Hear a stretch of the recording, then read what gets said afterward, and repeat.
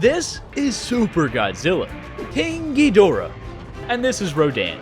He wants to murder me. The Kaiju have invaded Ark Survival Ascended, some having millions of health and all being extremely overpowered. He just did 2 million damage, and I have 100 days to tame every single Kaiju, build an army to take down Super Godzilla on day 100, and save the world. And by the way, I multiplied every Kaiju spawn and made them all biome specific, so now everywhere is covered in death. This is gonna be difficult.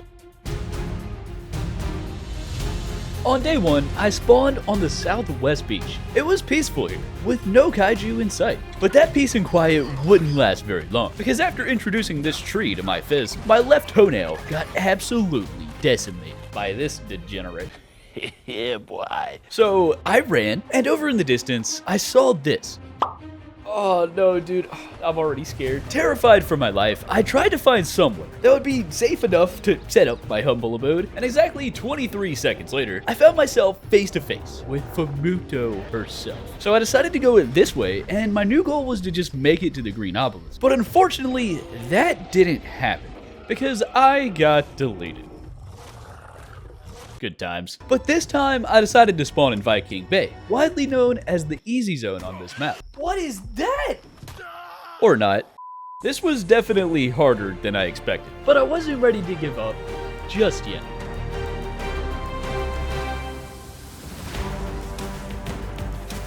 Because over in the highlands, they don't have many creatures at all. And that's a very good thing, because the way I set the spawns up in this mod is a bit interesting. Because each biome on this map has only one type of Kaiju that can spawn inside. But there's not just one of each of these Kaiju, because they all always spawn in groups of 3. And each one of these groups of 3 spawns over and over throughout the biome on 10 times spawn rates. So anyways, I spent my morning by committing grand larceny on this rock.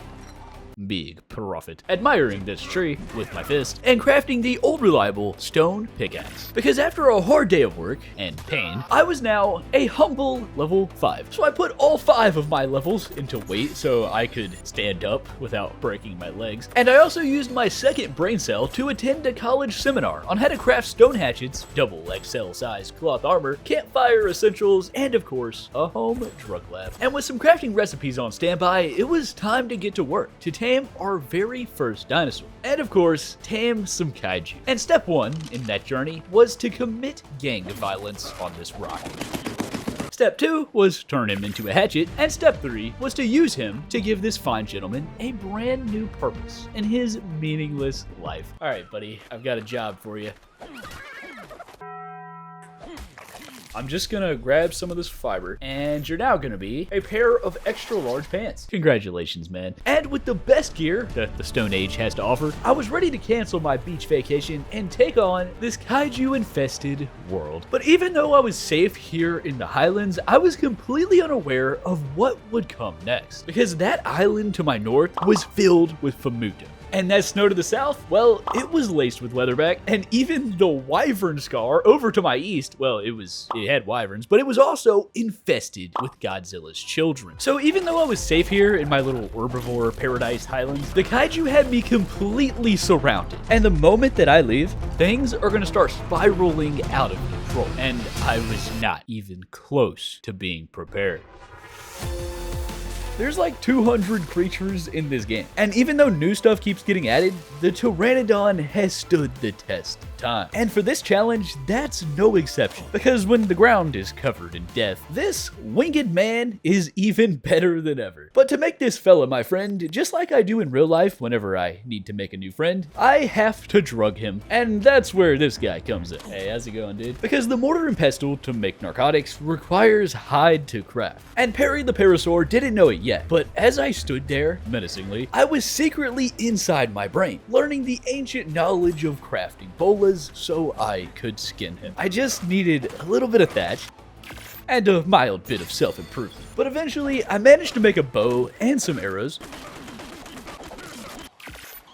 And finally, ladies and gentle sores, Perry the Parasaur has officially volunteered to donate some hide.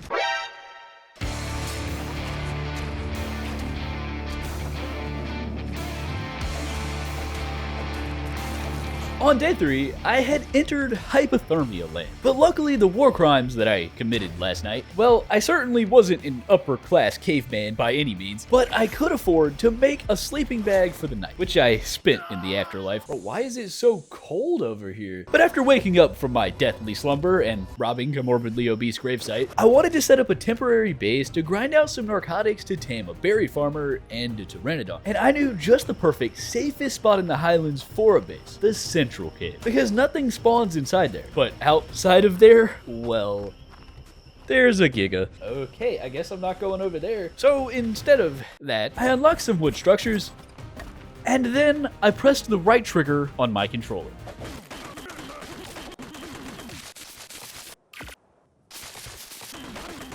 But unfortunately, I went a little bit too hard, and now I am fat. And the timing for being over encumbered like this was absolutely horrendous, because when I turned around, this happened. Oh no. When you become an absolute behemoth like this, you can't run. And my only choice was to fight. But these guys hit super hard, and when I tried to bowl the dude so I could maybe get away, well, it didn't work. I got deleted. And this is where I messed up. Oh, I forgot to place the bed. And just like that, I was now face to face with a fate that I wouldn't wish on my mortal enemy. I had to exercise. Dude, it's so far away. So I began my fitness journey when I heard a suspicious noise. And I would soon find the source, because when I reached the top of this hill over here, I saw him. Hello, sir. Can I help you? It took a minute for my brain to process what I was seeing, because I was absolutely frozen in fear. But when I finally turned around like a sane person, well, this happened. Oh, please don't do this. I perished. Why, bro? So, yet again, I reincarnated for the 3rd time since breakfast, and my mortal enemy was guarding my life savings. For some reason, these dudes have more hops than Lebronto James.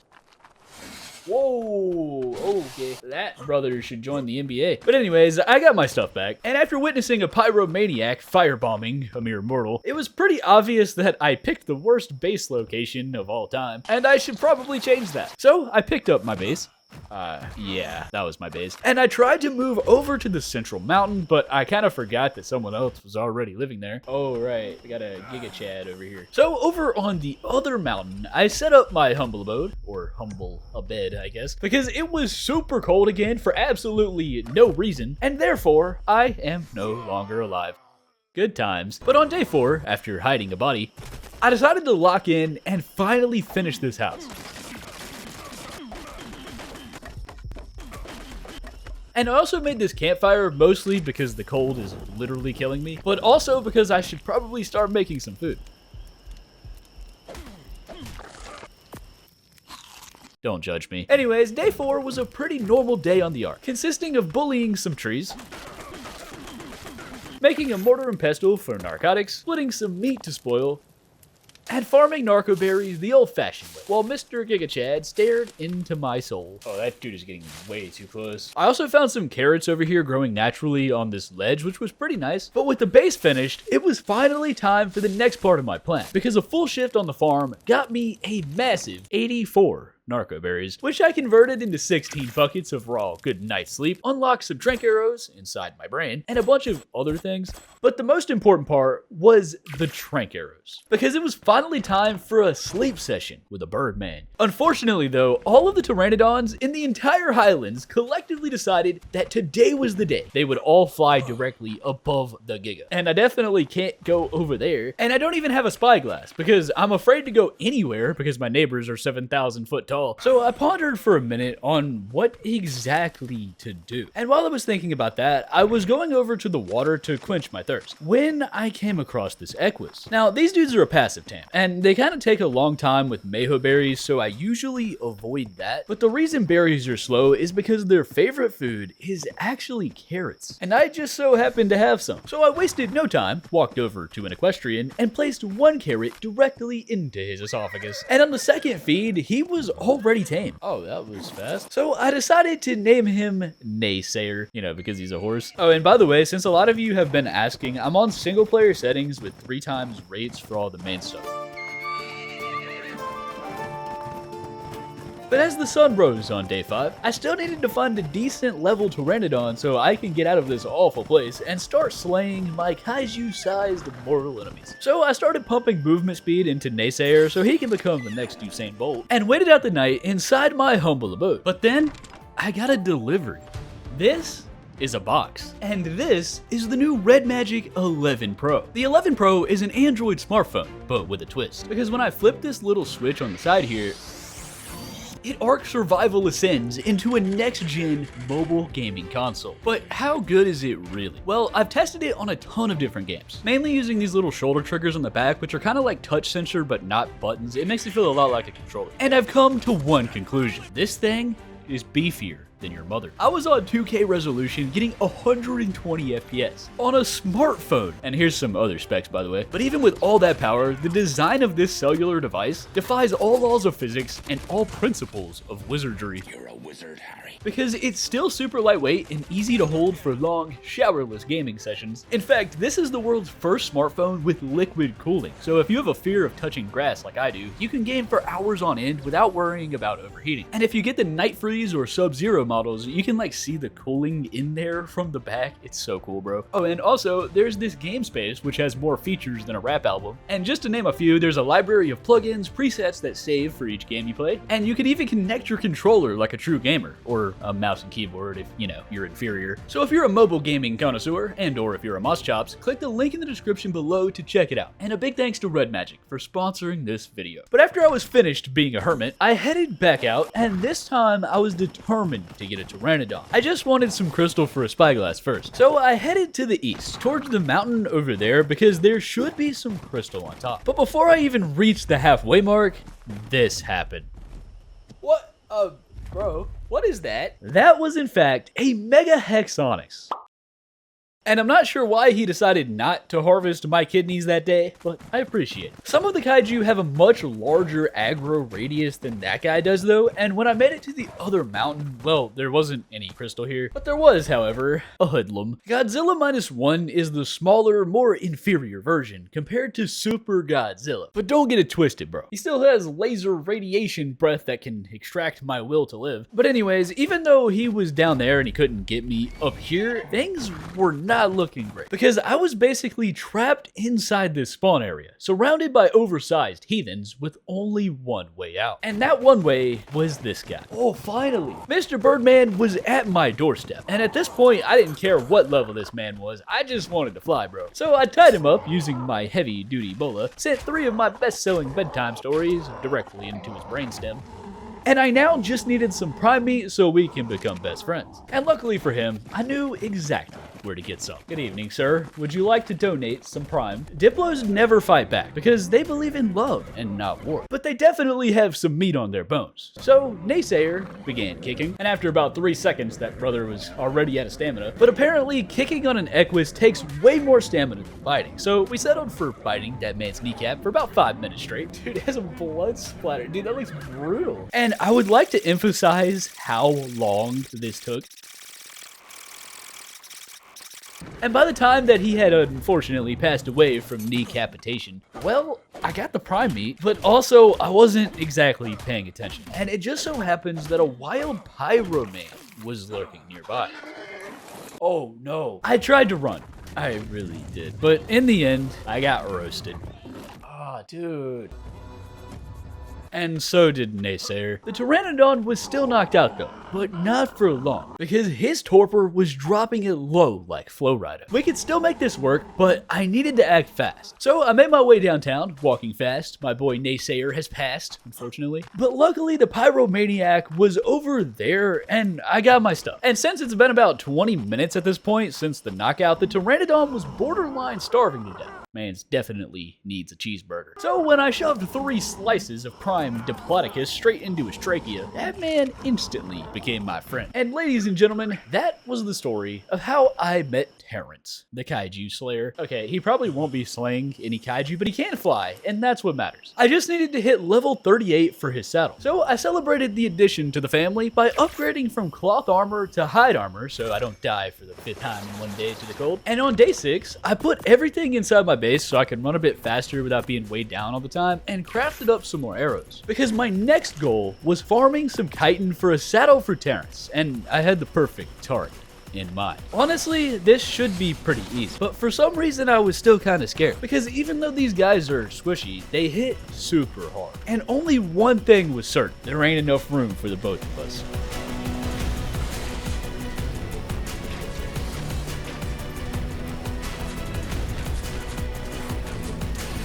Oh, okay. I was not expecting the dude to just stand there and take it like that. Imagine shooting a man, and he stands there, unfazed. Anyways, I stole his chitin, and then I messed up pretty bad, because I tried to execute his much higher level wife. She was very angry about this, but I wasn't worried, because there's no way that she can climb this rock. What? Mrs. Mantis Lady followed me all the way home, and at this point, I had no stamina because I was dehydrating as we speak. But with a menace to prehistoric society right outside of my house, I couldn't stay here. So I rounded up the children. Terrence, we gotta leave. And then, well, I'm not proud of what happened next, but I'm not cutting it out, because I thought this cliff wasn't that high. And then I went skydiving without a parachute. Yeah, that wasn't my proudest moment. But after respawning, naked and afraid, I kited her away from my base, got my stuff back, and when I found Terrence all the way over here in Uzbekistan for some reason, I made a discovery. I spelled his name wrong. In what world is there a W in the word D? So unfortunately, due to some unforeseen, improper spelling related activities, my pteranodon has now been demoted from Terrence the Kaiju Slayer to the fearsome Terrence, the Grammar Slayer. Iridocyclitis. But anyways, this is taking way too long, and I know the reason you guys are all watching this video is because you actually want to see me see a kaiju. Terrence, stay here with your Ovis brethren. And I do too. In fact, I'm getting pretty tired of being bullied by these dudes, so it's time to level up and prove my worth in a world where size is everything. I do it again.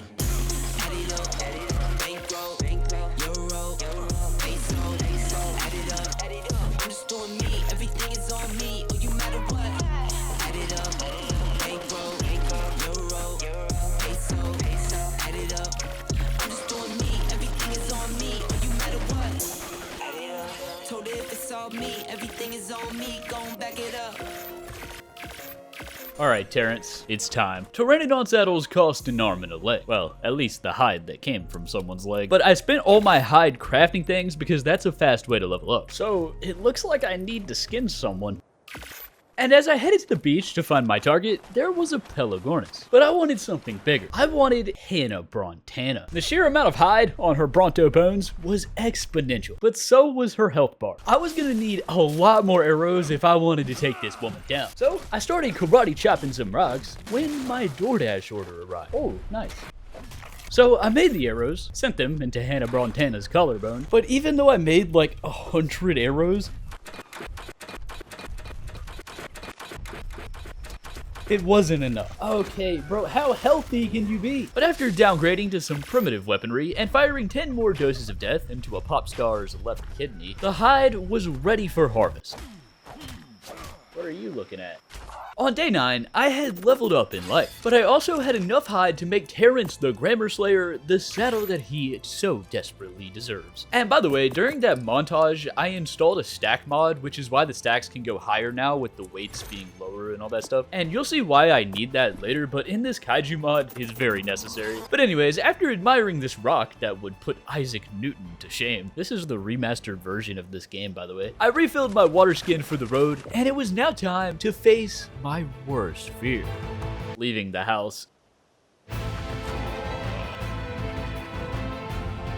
This was absolutely terrifying, because if I so much as glance in the wrong direction, someone with thighs that are 100 times the size of my head might sneeze and end my life. But I didn't have to run faster than the Kaiju, I just had to run faster than Terrence. And I also didn't have to go too far, just far enough to find some crystals. And you'll see why soon, because after receiving this blood donation in the mail, gee, thanks bro, it was time to come up with a plan. Because in order to start taming some absolute behemoths, I needed a spyglass. But not any ordinary spyglass, because these dudes can have millions of health. This was a job for the awesome spyglass, which requires 10 cementing paste. And I have 0. But I did have this tree sap tap that I just got from that supply drop a minute ago. And if you place these things down onto a redwoods tree...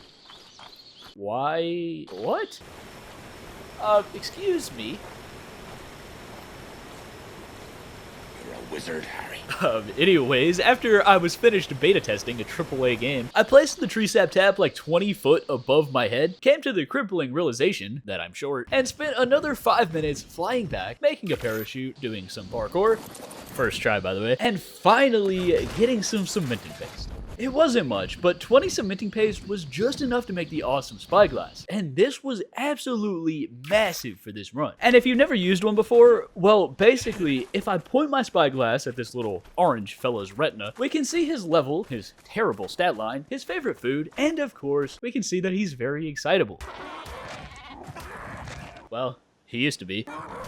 But anyways, I could use this to learn how to tame each of the different kaiju. Because when I stare into the soul of a lizard man, well, this -1 Godzilla actually only has 10k torpor. And he's one of the weaker kaiju, so that makes sense. But he still has 600,000 health. And his favorite food is an entire barrel of sacred nectar. Please, sir, I want some more. What even is that? There's multiple different kaiju foods in this mod, and Sacred Nectar is by far the easiest one. Raw meat and 2 talons. Sounds tasty. But at this point, there was nothing left for me to do in the Highlands, and it was time to find a better base location and tame our very first kaiju. But there was one small problem. Terrence the Grammar Slayer has 170 weight. That brother does not hit the gym. So I'm gonna have to leave most of the stuff that I crafted behind, but I did grab the foundations, the smithy, a bed, and a couple other things. But with everything packed up, it was time. And just like that, the entire world awaits. Because on day 11, my first stop was the Wyvern Scar. And remember earlier when I said that kaiju spawn all over in groups of 3 in their biome? Well, the wyverns do too, apparently. And that seemed pretty terrifying at the time. But the wyverns were the least of my worries. Because the moment I started heading west, this happened. Oh no. The volcano biome is home to Godzilla -1, but it's also home to Destroya. All in groups of 3, of course. Those dudes are ginormous. But luckily for me, those demon-looking dudes are slower than my grandma, and I was able to maneuver my way through the volcano into the not-so-safety of the Deadlands.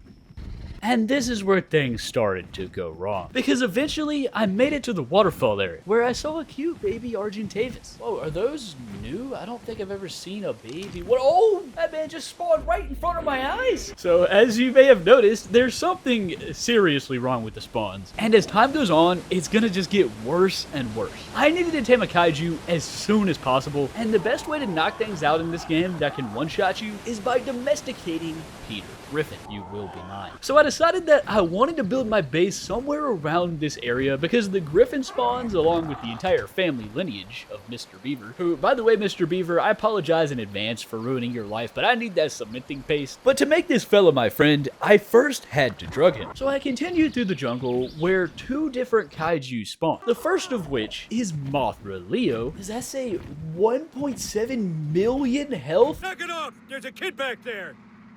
I'm in danger. And I tried to stay as far away as possible from that, but a few seconds later, I ran away straight into something much worse. Oh no. Oh no, bro, I have no stamina. Oh no, no, no, no, no. Luckily, somehow, the Famuto didn't see me. Probably because she was too busy being a menace to medieval society over there. But dude, it's actually kind of insane how it's possible to even run out of stamina like that in the first place. Like, hear me out, bro. Okay, so in real life, if there's a dinosaur that's trying to eat me, right? I'm not gonna just stop running because I'm a little bit tired. But anyways, I was thinking that the castle would be a really cool spot for a base. But when I tried to go inside, well, someone was already living there. I'm not going in there. I might end up coming back and clearing that out whenever I actually have a way to deal with the bats. But at this point, I was getting really worried that I was gonna die and lose everything. And I just wanted to find somewhere that wasn't infested with oversized degenerates. But they were everywhere, bro. And when I say they were everywhere, maybe we can go to the cave over here. I mean, everywhere. What are they? Bro, they're inside the cave. And I'll be honest, things were not looking great. But after spending the rest of day 11 cowering in fear,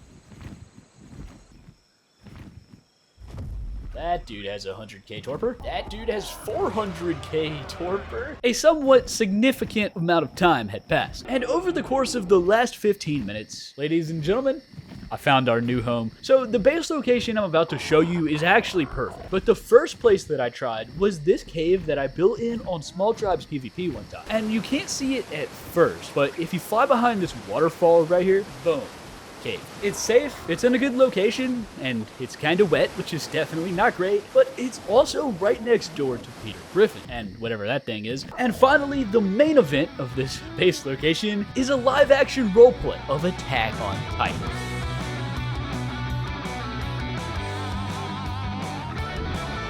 Alright, well y'all have fun now. But that base location was a little bit sketchy because I preferred not to have World War III in my backyard. But the second house tour of the day was located in Viking Bay. Yeah, the place that I died 10 days ago. And you guys might have seen this because I've built here in another video and it's just a popular spot. But behind yet another waterfall, well, here it is. This was my very first time seeing the Ascended version of this cave in Viking Bay. And I was pretty inspired, so I wrote this poem. The lighting was really cool. There was a built-in swimming pool. Over yonder was some metal rock, and up above, a plateau for my base on lock bars. But since Terrence the Grammar Slayer was too weak to carry literally anything, I'm gonna need some materials. And as I was flying out of my brand new cave, you can't even make this up, bro.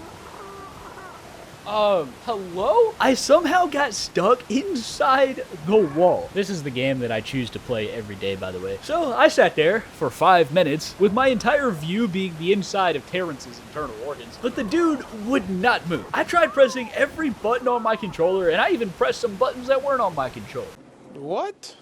Bro, what are you talking about, man? Until eventually, Terrence broke free. And a few claustrophobic minutes later, I broke free, I guess. I don't really have anything to say about what just happened. But anyways, the rest of day 12 consisted of some beaver roleplay, some foundational support, getting absolutely stoned, farming some more wood, farming some degenerates, and crafting the humblest of all abodes.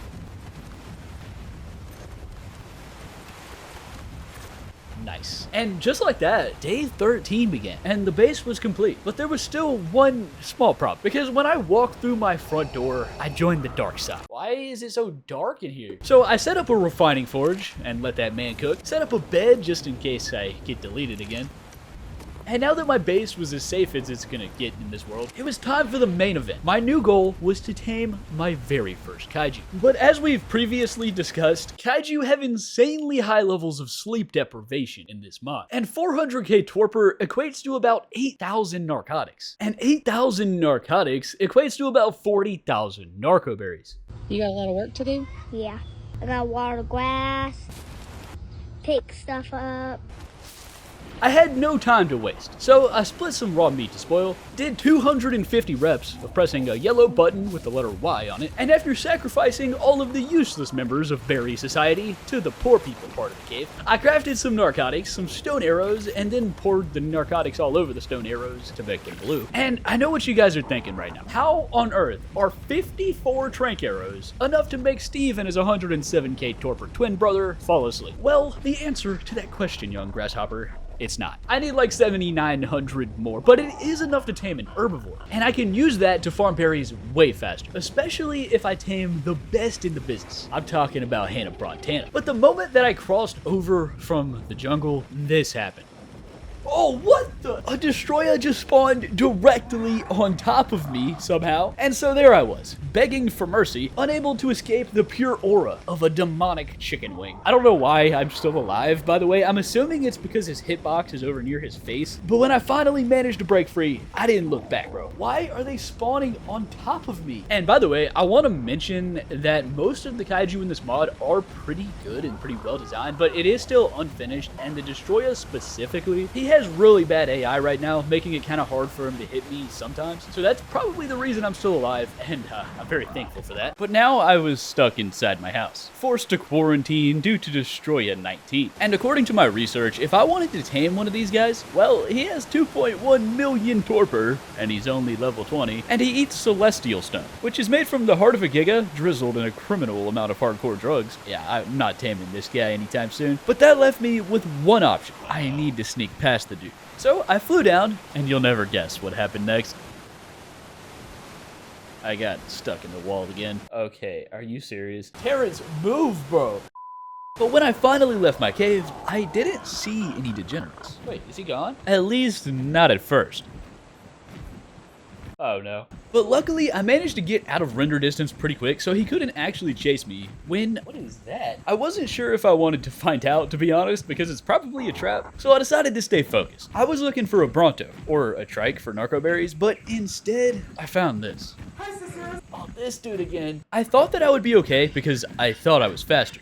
But apparently, I was very wrong.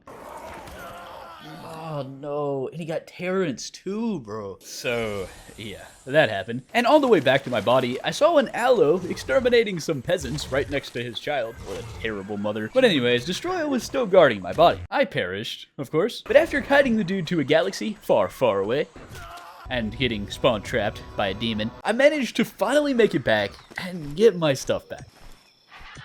Leave me alone, bro. I only died 5 times today. So, yeah, I got my stuff, but Terrence is gone, and he will no longer make grammatical mistakes. But after grieving for 32 seconds, it was time to find him a replacement. And over on the other side of the Bay Harbor was a level 140 pteranodon. But then right next to me, there was a level 90. And you know what? A backup pteranodon sounds pretty good. So I decided to introduce that man to a good night's sleep and gave his level 145 cousin the same nighttime treat.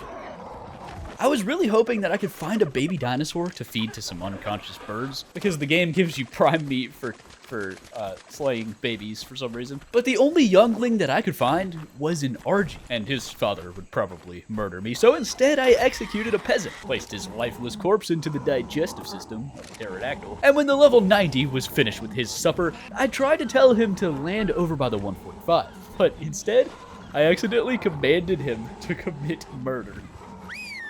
Oh no, please don't do that. But this was gonna take a while, and while I was waiting, another member of the Pteranodon lifestyle decided that he wants to get some good night's sleep as well. And I don't really need a level 60, but if you're just gonna walk right into my bola.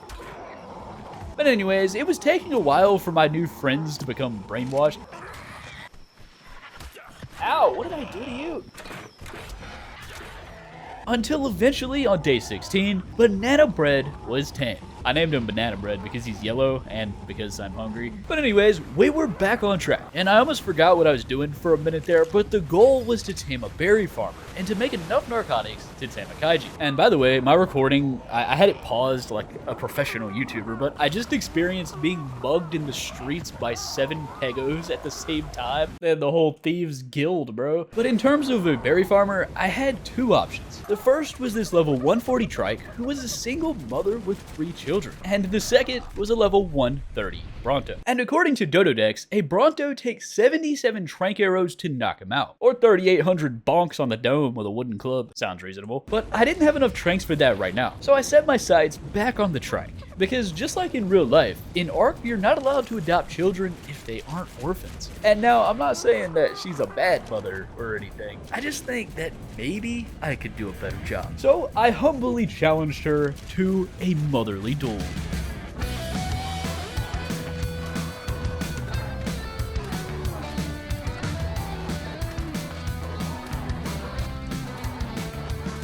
And just like that, an entire bloodline has ended. But on a completely unrelated note, I did a good deed today. I adopted 3 entire orphans that I found in the wild whose mother abandoned me.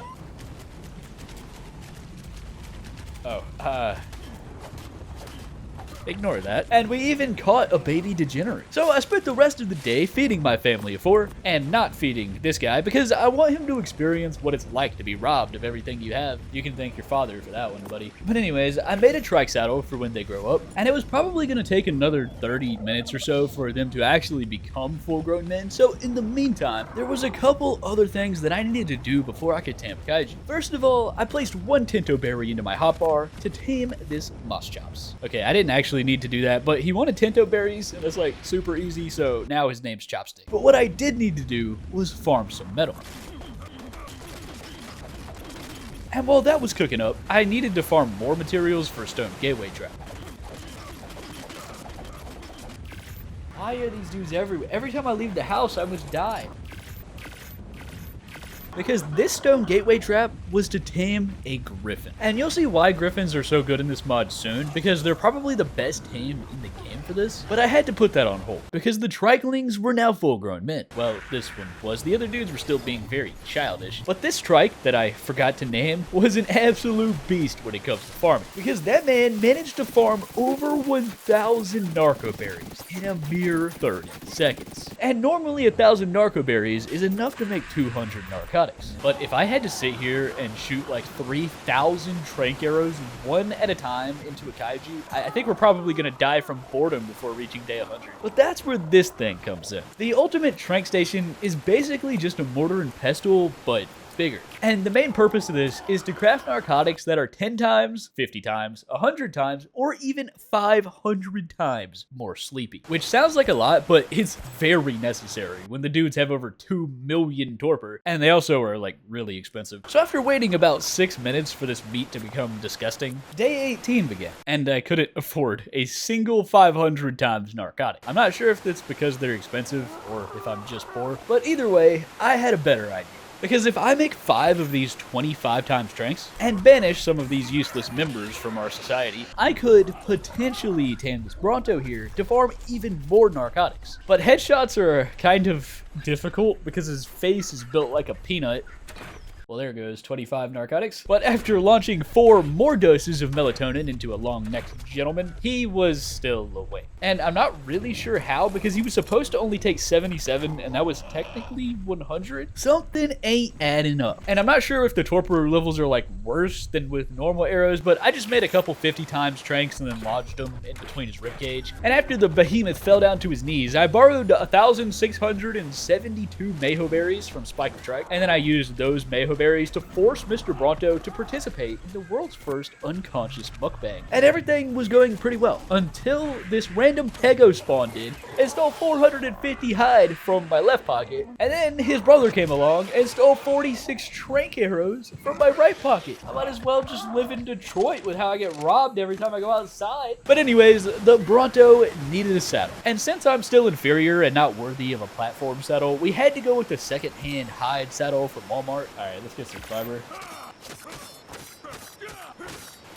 On day 19, I realized that I still have some polymer from that mantis over in the Highlands earlier, and I also realized that since Brontos are bigger than your mother, I should probably make some cryopods. I just needed some oil. So after setting up a campfire and cooking up the least diverse breakfast of all time, we got cooked meat, a side of cooked meat. Mr. Bronto still had 84 years left before he would be finished with his mukbang. And the giant red beam over in the jungle sky from earlier, well, it's blue now for some reason. I've got to check that out after I get a griffin. But anyways, I was planning on heading to the snow to farm some oil, but someone changed my mind. I'm just gonna go look for trilobites on the beach. So after finding some beer in a purple drop, I found this ruins area with some random boxes from Amazon. So I recorded my very first unboxing video on YouTube.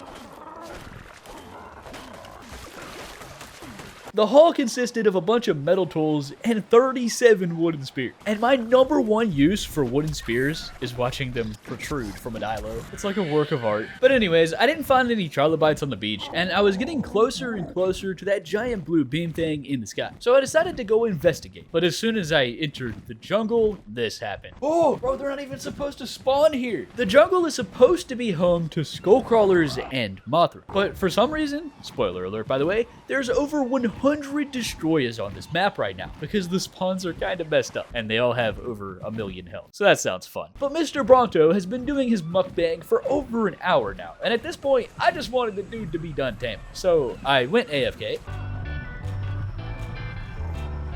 And on day 20, Barack O'Bronto was tamed. And I gave that man the saddle that he rightfully deserves. All right, buddy, you're gonna help me drug a kaiju. One single tail swing from Barack O'Bronto yielded a lifetime supply of berry-related items. But he also hits like every single dinosaur within 50 feet of me, which is kind of annoying to be honest. But now that I had a good method of farming narcoberries, I needed a better way to get spoiled meat. So I set out again, saw some life-sized chicken wings. Oh no. And somehow destroyed had managed to move into the apartment directly above mine. They let that man qualify? I was absolutely mortified, and this was just another reason that I really needed those cryopods just in case my upstairs neighbors decide to start committing genocide tomorrow. And that's almost what happened.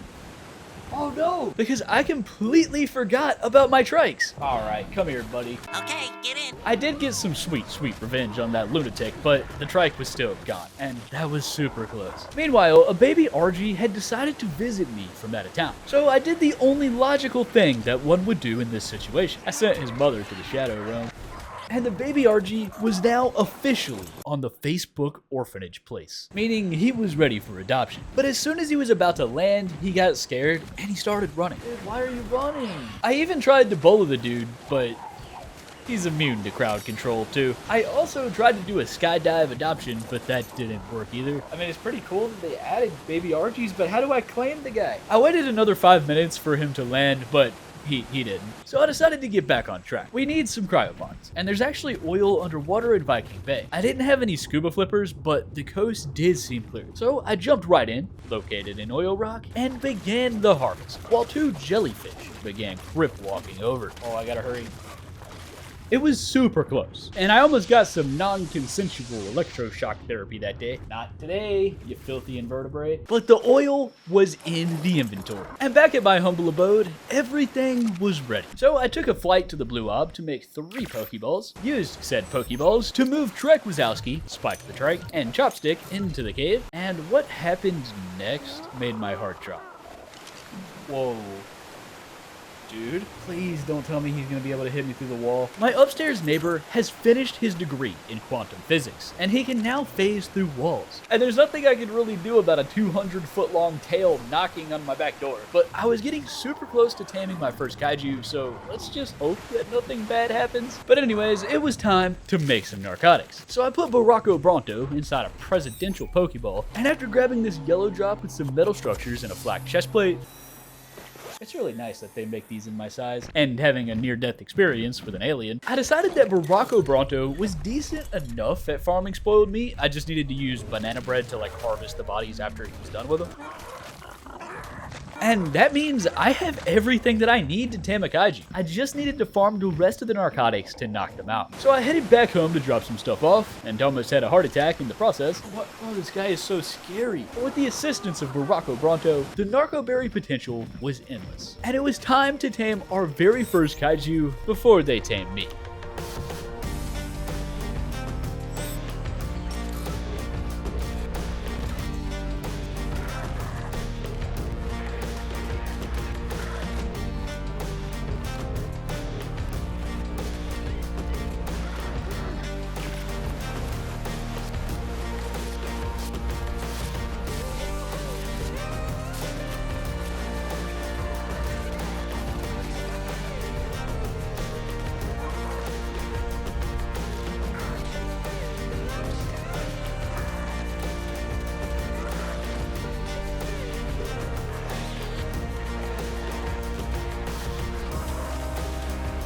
$30,000 narcoberries and 3,000 raw meat. I was grinding, bro. But the meat is still raw, and we aren't gonna cook it. We're gonna contaminate it. I just needed 200 cementing paste. So I headed across the bay, witnessed a Famuto doing acro yoga. What the dog doing?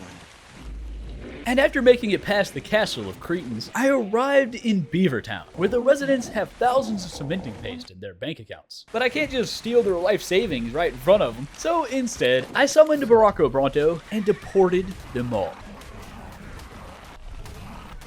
From life. Bro, there's no way that Brontos could actually swim in real life, right? They just sink, right? And after a 30-second struggle with a rock that I couldn't climb, I began the heist. The loot was very pasty, and the remaining beavers were very angry. But after stealing even more paste, I accidentally broke the other beaver dam with Baracco Bronto's colossal-sized tailbone, and that froze my game. I think the game just broke. Okay, I'm gonna restart. But anyways, I had 600 cementing paste, and by the way, I put 176 movement speed into Baracco Bronto because I take physical damage IRL when I see how slow he is. And to end off day 28, my game froze again, and then it crashed. Good times. But when I loaded back up into Ark Survival Ascended, I found a group of 3 giant Mothras, and a level 130 Kaiju that can also fly. I mean, that would be amazing, but 800k torpor is kind of a lot. So I deposited the paste into my smithy, and I still needed some crystal and 180 raw metal to build a toilet in my house. What kind of toilet is made out of straight raw metal, bro? Like, this ain't even ingots. You just be pooping on a rock. The metal was the easy part, but the crystal was a bit more difficult because I managed to find one single crystal playing hide and seek behind this rock under the ruins thing, but I didn't see any more. So I spent a bit of time exploring the jungle cave that's in the Blue Ob Central area, and I didn't find any in there either. And long story short, I finally found some all the way over on the pillars at the very top of the jungle. It took a lot longer than it should have. But when I made it back to my Bay Harbor abode, it was time for glory. Because after installing some irrigation into my basement, I built my royal throne. And the reason it's so far away from my base is because a series of unfortunate events is about to happen here. First of all, I grabbed 3,900 raw meat. I then placed all 3,900 of it inside of Portageon, instantly clogging him. I then proceeded to sit down and attempted to digest the Taco Bell that I had for lunch. The deed has been done. And when I put the seed up, there were still 3,900 slices of meat inside. But this was not any ordinary meat, because this meat would make even the most loyal residents of Chernobyl shiver their timbers. And that's exactly what I needed. I had just enough narcoberries to make 12 of the 500 times narcotics. And after I began crafting some spark powder to make gunpowder, I realized, wait, it only takes one spoiled meat per narcotic? Bro, I just farmed 4,000 spoiled meat for no reason. Why am I like this? In my defense, the Tranks Plus mod on Ark Survival Evolved requires 500 meat for each, okay? But anyways, the trank darts are way better than trank arrows, which is why I decided to make a rifle, the one with a very long neck. I cooked up some gunpowder, and I then faced the biggest decision of my entire career. Why are there two of the same rifle bullet recipes? And why have I been wasting time sitting here because I don't know which one to craft? But it was now time for the final craft, the trank darts. But when I opened up my brain cells and began learning the art of tranquilizer, I was able to unlock every single trank dart engram in the book, except for the 500 times, because I'm 3 levels too low. Oh, I gotta be level 85. So on day 30, I crafted 3 100 times narcotics, which made me 1 100 times trank dart for some reason. Wait, 100 requires 300 narcotics? I think I just got scammed, because there was one other thing I needed to tame, and it might get me to level 85 as well. But to find this guy, I had to backtrack through the waterfall area where all the kaiju are, which is extremely nerve-wracking, by the way. Like, I'm just ready to die at any moment, bro. And the Famuto just keeps giving me random debuffs without even telling me what they are. But after wasting 5 minutes, because I forgot the prime meat, I flew past the gravesite of my past beaver-like victims, and I found my target. Hello, Mr. Griffin. The 2 griffins by the beaver dams were super low level, and I didn't really want to waste this 100 times trank dart on a level 55. So after having a close encounter with the devil, and then randomly finding King Ghidorah and his Ghidorian twin brother, who's also a king apparently. This is so sketchy, bro. Searching for a griffin was getting super risky, because I was venturing out way too far, and I was borderline flirting with death at this point. But in the end, it all paid off, because over on the edge of the canyon, this happened. Oh, he's 135. The 135 Griffin would make a perfect candidate for my sleep dart, but there was one problem. I only have 1 sleep dart, and if I miss, then there's no way I'm knocking this guy out. But I had to try, and with 100% of my focus just like diverted to hitting this shot, well, when I saw him get stun locked by this random stego, I guess they had beef or something, I saw the opportunity and I had to take the shot.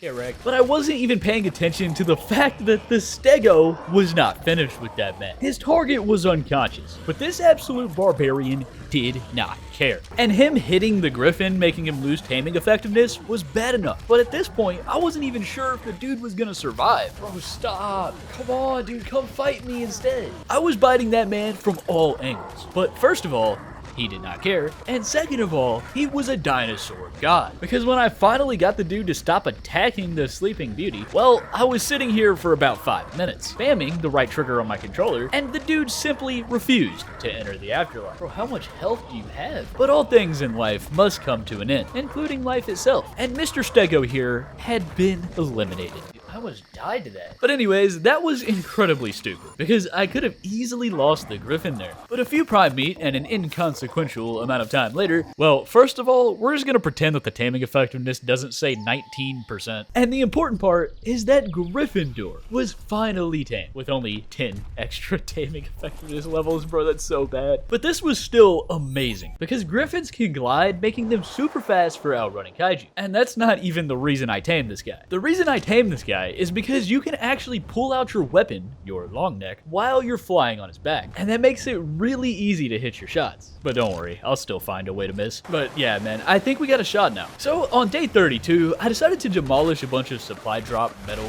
structure stuff. I'll keep the door though. And I used the flak to make some armor to protect my internal organs, and spent the rest of the day slaying my next door neighbors with the assistance of Gryffindor. And it did take about 20 minutes, but it was worth it, because we're now level 85, and I learned how to drug people 500 times better. For some reason, my base kept deciding to join the dark side again, but after learning what it's like to be a blind person, I finally found my mortar and pestle, and I turned my 12 500 times narcotics into 4 of my best-selling bedtime stories.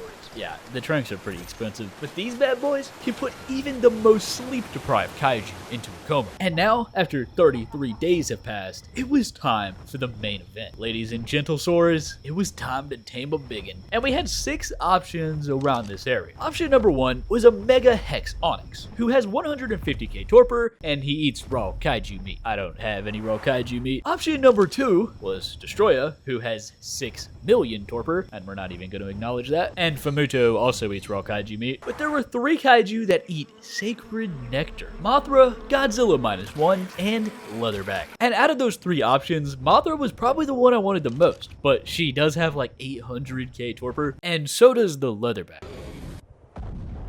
Bro just got slapped. But I just realized, I have no idea how much torpor these trank arrows actually do. And you know, there's probably some kind of Pythagorean theorem where I can take the derivative of a quadratic equation and take the absolute value of his sleepless nights to figure it out. But you know what, bro? I'm just gonna go for it, and hopefully it'll be enough. But first, I needed 14 entire barrels of sacred nectar to feed the dude, which require Argentavis talons, silica pearls, and giant bee honey. This is the only food that Leatherback will eat, by the way. And that's pretty simple, but it's definitely not easy. Mainly because the beehives are all the way across the map, meaning I have to pass a bunch of kaiju, and the pearls are underwater. So I wasted no time and initiated the Industrial Revolution, where I made a fabricate. And I still didn't have any power, so I used a refining forge to gaslight some hide and oil until it gaslit me back. I took some scuba diving lessons and made the world's first set of prehistoric scuba flippers. Also, I kind of forgot that I already had 100 pearls from those beavers that I decimated earlier, but I will need a little bit more to make the entire 14 barrels. And we had a long grind ahead, but if this sacred beef stew looking thing will convince Mr. Leatherback to change teams, it'll all be worth it. So grab your nail clippers,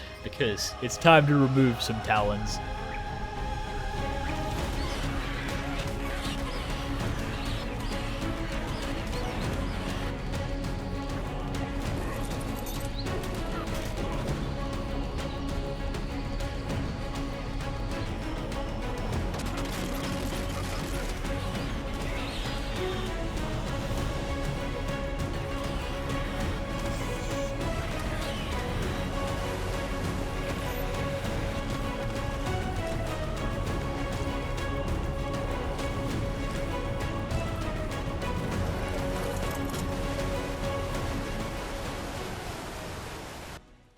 Honey, I'm home. And just like that, everything was ready, except for the giant bee honey. Because I searched the entire redwoods and not a single beehive spawned in. I had this same problem on Valguero where beehives just wouldn't spawn on the entire map. And I don't know how to fix it or why it's happening, so I ended up just spawning in the honey. But let me know in the comments if you have a solution, because I really hate having to do that. But anyways, on day 38, I cooked up 13 barrels of the most sacred of all nectar. Bro, this weighs 260 pounds. I can't even move.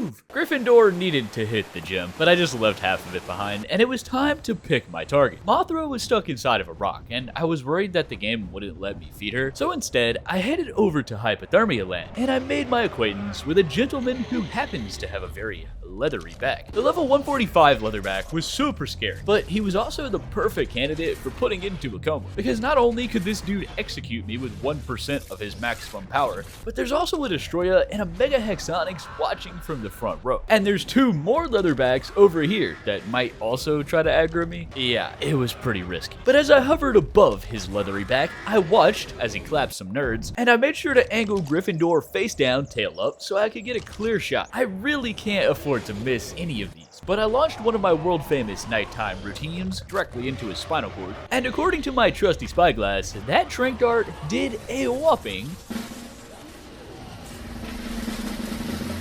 70k torpor. The good news is 11 trank darts would put this man into a deep sleep. The bad news, however, was that I only have 3. But I didn't really have any other options, except for maybe the mega hexonics dudes over here, because even though they eat kaiju meat, they actually can have babies like we saw earlier, but I doubt I could actually kill one of them right now. So it was back to the berry factory, where I spent almost 2 hours of quality time with Baracco Bronto and his ginormous presidential tail.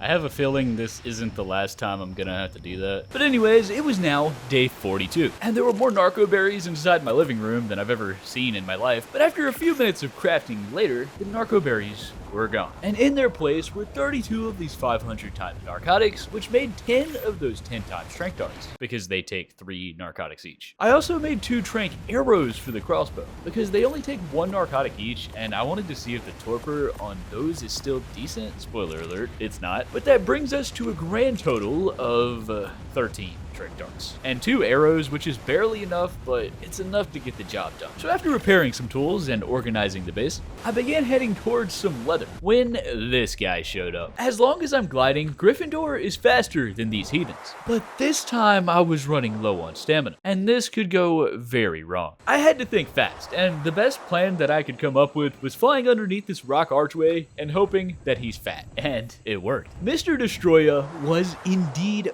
very round. What a loser. But that was close. Anyways, over at the leather factory, my client's torpor was still at 70k, so I don't think it drops very fast. But within 3 seconds of my arrival, I witnessed that man turn a mere mortal into stone, proceed to jump for joy, and then he clapped some noobs. But I had seen enough. It was his bedtime. So I started out with a trank arrow to test the torpor. And yeah, it does about 1/3 of the dart's torpor, so they're essentially the same. I just really hope that I don't miss. Alright, one more. Alright, we got it.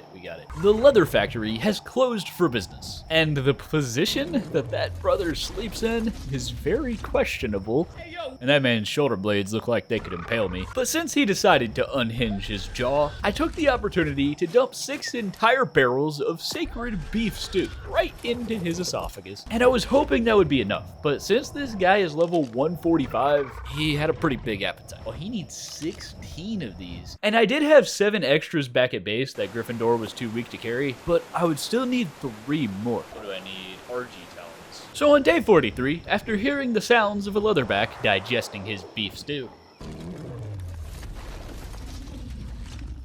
I removed a birdman's talons and his wife, which resulted in 37 vultures trying to remove mine.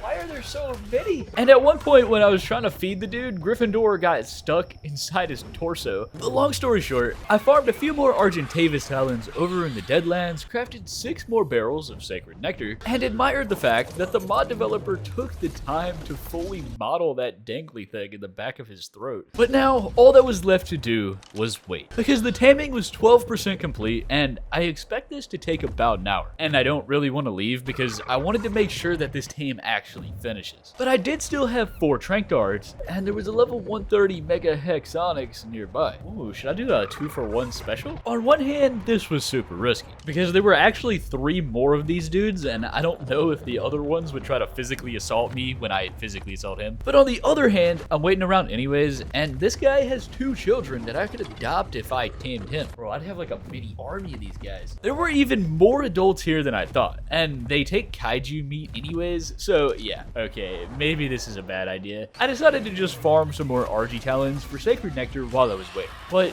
then I remembered something. The Super Tranks mod has this thing inside the Mortar and Pestle called a Tame helper, and it requires 15 stem berries. I'll be right back. I wasn't sure how many Tame helpers I should make, so I just crafted them all. And these are supposed to drain the food of the Kaiju, so they'll eat a bit faster. But a bit faster is a bit of an understatement, because the second that this bucket of Tame helper entered his unhinged jaw, the brother instantly began starving. Please, sir. I want some more. It took all of 30 seconds for this guy to chug 13 entire barrels of my world-famous beef stew, and soon after that, Clap was tamed, and I was about to become an ice cube. But Clap the Leatherback marks Kaiju number 1 out of 10. And by the way, there might be more than 10 Kaiju by the end of this video because I might add some later on, but there's 10 main guys for the counter for now. And 4 of those we haven't even seen yet, and there's a reason for that. It gets kind of insane later on. But anyways, it was time to test this guy out.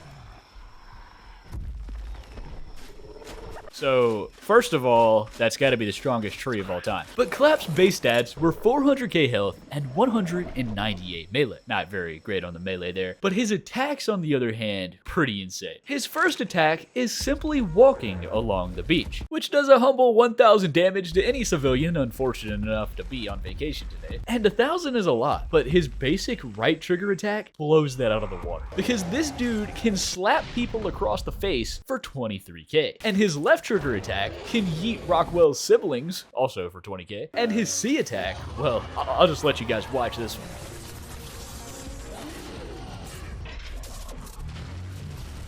Bro just let one rip. What appears to be an intense bowel movement does 97,000, and that's still not all, because he can also do this. He can do this. And the brother can do this too.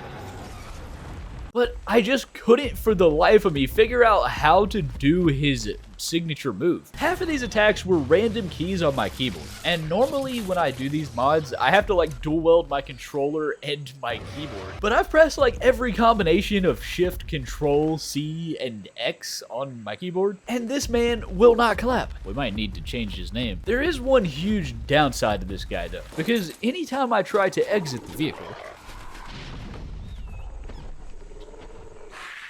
I break both of my legs, which I would argue is pretty suboptimal. I'm gonna have to make like 50 parachutes, bro. But anyways, now that I was finished committing some atrocities, Clap had about 30 levels, and his health went up about 8,000 each time, which isn't great scaling to be honest, and the melee wasn't much better. But overall, I can't complain because his base stats are insane, and I think I'm ready to take on my first Kaiju. I have no idea how hard the other Kaiju can hit, so I was just gonna have to base it off of their health, and I was about to start scouting, but after cooking some lunch, I noticed that I was completely out of metal. So I was gonna just do a quick little metal run, but what happened instead? Well, a level 140 Famuto was existing, menacingly, and that was scary enough. But there was also an entire family reunion for destroyers that spawn inside of walls. Bro, is that 3 of them? The triple demonic double. I'm pretty sure that those are the same dudes that keep glitching into my base, but I guess it's better that they're there than being above ground trying to murder me. But anyways, back to the plan. I decided to go for the jungle cave because nothing will spawn in there. And after beating up a rock for 30 minutes straight,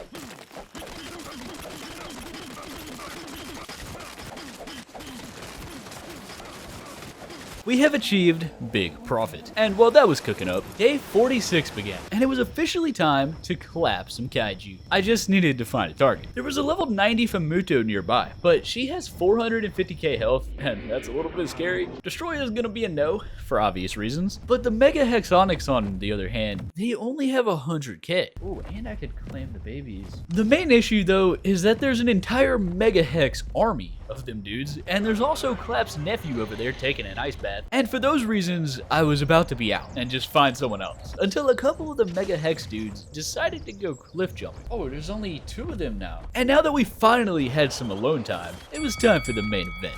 In one corner, we have a leather manufacturer named Clap, and in the other corner, there's 2 parents that are just trying their best. Now, let's see if their best is good enough.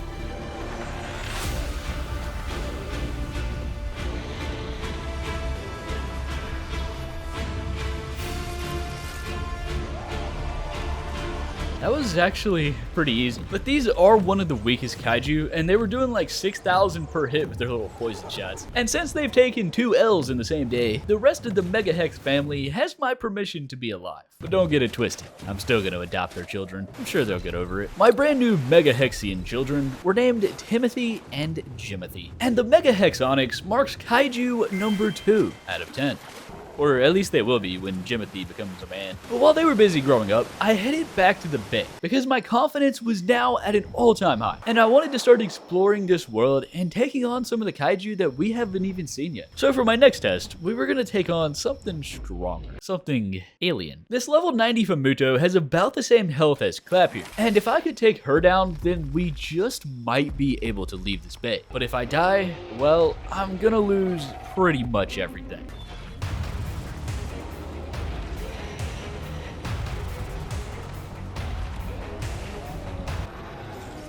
Easy. Famuto did about 200k damage to Clap. And by the way, I still don't know how to do the Clap attack for some reason. But after inheriting her life savings, I was now in possession of 2 Rex arms, an upper torso, someone's hip, 137 kaiju scales, and a bunch of kaiju meat that stacks up to 4 with a 40-minute spoil timer. Nice. I used my last parachute to dismount because I would like to keep my kneecaps. And since Clap has some healing to do, I made a quick stop at base to refill on cooked meat and parachutes. And it was time to come up with a plan. I was making some pretty insane progress pretty fast, but that wouldn't last long. Because other kaiju across the map, well, they're not gonna be as easy.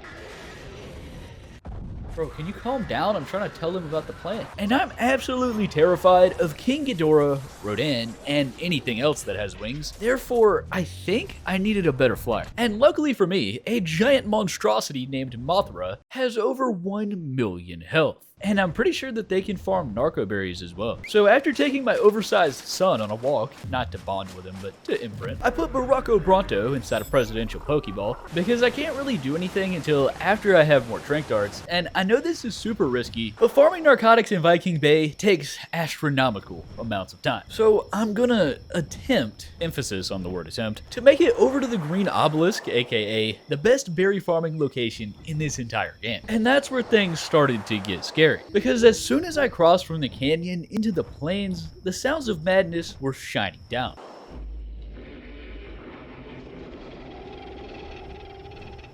And when I arrived, there was a level 20 Famuto going rogue, and some of Gryffindor's brethren. The Famuto wasn't an issue though, because after some electroshock therapy, all of those years of Mario Kart and jumping on people's heads finally paid off.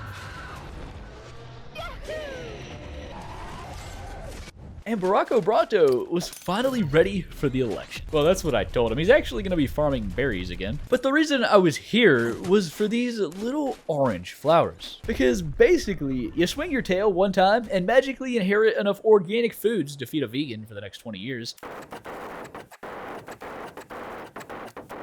And I didn't know it at the time, but I was super lucky to even be alive right now. Because this area by the Green Ob is a spawn point for King Ghidorah. You know, the King Ghidorah with like 10 million health. And if I didn't leave here soon, well, he just might show up. So after Baracco Bronto tail whipped some dandelions, eventually I had over 9,000. And this is where I messed up. Because I kind of forgot that I have to actually carry these berries all the way home. And Gryffindor only has 500 weight. I was gonna have to redo all of that back at my base. But before heading home, I decided to explore this little cave above the canyon. And I will say, it looks really cool on this remastered Ragnarok map. But the moment that I went outside, crossed the canyon, and landed for stamina, I found myself in a literal war zone. I'm in danger. Anyways, the narcoberry haul resulted in 6 narcotics, which is only 2 trank darts. Just gotta do that 9 more times. Alright, I guess it's time to find a Netflix show to watch. 3 hours later. I'm tired, boss. Inside my mortar and pestle sat a very large amount of fruit. And with said fruit, I made like 36 narcotics and 14 trank darts for a total of 18 trank darts. I regret not having boosted the harvesting rates, but it doesn't matter how long it took, because the deed was done. And so was Timothy and Jimothy's childhood. Your free trial at life has expired, buddy. So today we have 2 objectives. The first one is taming a high-level Mothra, and the second objective is testing the power of a man named Timothy. But the moment that I left my driveway, this happened. Oh, come on, dude. But after entering a doorway and watching my stalker's brain implode at the thought of having to go around, I headed over to the volcano and summoned a troglodyte named Timothy. This man had 200k base health with 380 base melee. And even though the health wasn't very high, and he was currently about to perish due to him being a baby with 200k health, well, I wasn't expecting much from this buffoon. However, the base attack alone proved me wrong. 36,000? He was doing more damage than my leatherback. He also had this poison ball thing that he launches from his face, and it's like impossible to aim, but when you do hit your target, it does basically nothing. But what wasn't absolutely terrible was this man's stat scaling. The health goes up by like 20,000 per level, which is over double what the leatherback does. So even though he was a lot worse at the start, I think over time he actually might be better than Clap, but he also might be the slowest creature to ever exist. Anyways, the only Mothra that was near my base was this one that's either stuck or cosplaying as Dwayne The Rock Johnson. And I'm pretty sure that the Famuto killed the other ones that were over here, so I would have to head a little bit further to find some more. And over through the canyon, past various subspecies of miscreated degenerate, I found one. Ooh, okay, level 95. The flyers in this game take increased damage and increased torpor, but I wasn't sure if that would apply to a mod creature, so this is either gonna take like 3 shots or it's gonna take all of them. But as I had headed down into the pit of doom, Mothra had migrated over and joined the Famuto side. Really, man? So I tried to spawn Clap, but I accidentally spawned Timothy instead. And when I tried to put the dude back into his Pokeball, he started full sprinting, making a run for it. Yeah, that was his max speed. But anyways, I was gonna use my leatherback to escort that Famuto into the afterlife. But when I noticed that she was level 145 and only has 190k torpor, I changed my mind. So after losing aggro and discovering that leatherback has a swimming animation, I don't know what it is about this swimming animation, but I do not like it. I summoned a Gryffindor, sent 2 sleep therapists into her liver, missed, and finally sent her into an arrow-induced coma. And that went pretty well, to be honest, but what happened next would completely ruin all of the progress that I've made so far. Because over in the canyon was yet another Famuto, and I was gonna whistle Clap to exterminate her, you know, just another Tuesday. And I don't know what happened exactly, but for some reason, my brain decided to malfunction. Oh, what? No, dude, why? So, yeah. Good times. When I reincarnated inside my living room, I had to act fast if I wanted my leatherback to survive this. Alright, come on, Banana Bread, we gotta get over there. So I speed ran over as fast as my Banana Bread's wings could take me. And as I made it over, well, Gryffindor was dead, unfortunately, but there was still a chance that Clap would make it out of this alive. So after looting a corpse from the ocean, I tried to tell Clap to stand up for himself and fight back. But despite me spamming whistles, neutral, attack, aggressive, follow, I was whistling an entire symphony, bro. And this man just decided to let the alien repeatedly backhand slap him across the face for 30k damage. Why are you not fighting back? It didn't matter what I did, because the brother was clearly a pacifist, standing there, unfazed, and at this point, I had to do something. So I tried to run over and mount my leatherback, but it didn't work.